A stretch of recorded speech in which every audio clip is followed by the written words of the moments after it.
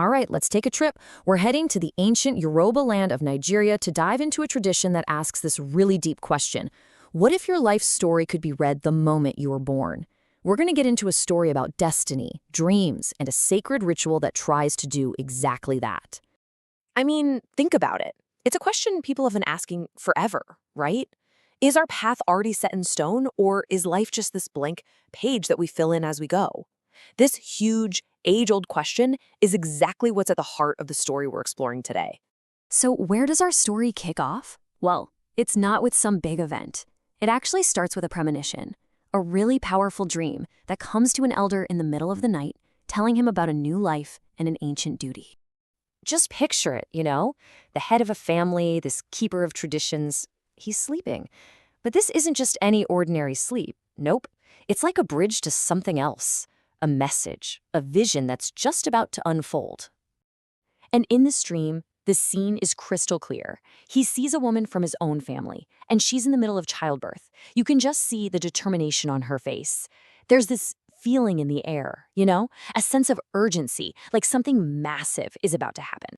And then, bam, the peak of the vision. A healthy baby boy is born. But hold on, the dream doesn't just stop there. It actually takes a little turn, showing the elder what his own part in all this is going to be.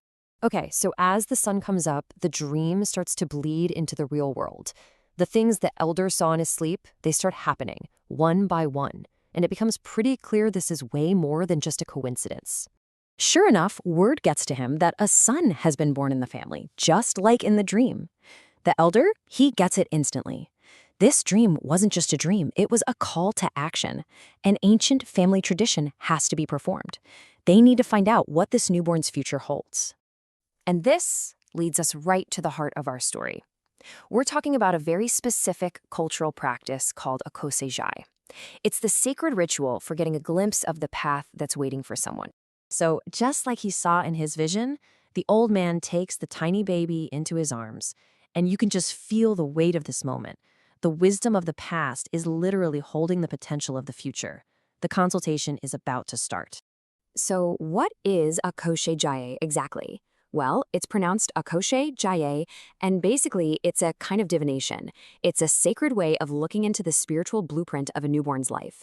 And it's not just about, predicting what's going to happen. It's about understanding the deep down purpose and the potential journey of that soul. Now, the whole process is really ritualistic. With the baby right there, they use these sacred tools, things like kola nuts and cowrie shells, to open up a line of communication with the spiritual world. And through this, the elder is trying to get answers, asking to understand the path this new life is supposed to walk.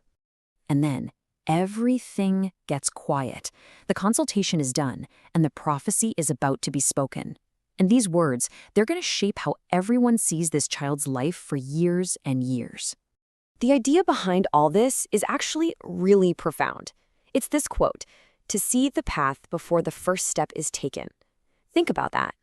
The belief is that if you can understand your potential destiny from the start, it helps the family, and later on the person themselves, to navigate life with a whole lot more wisdom and purpose. And this really gets to a key point.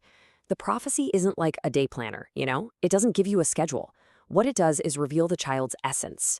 We're talking about their natural talents, the challenges they might face, the big themes of their life, and the spiritual side of their journey. So, this ancient practice brings us right back around to that huge universal question.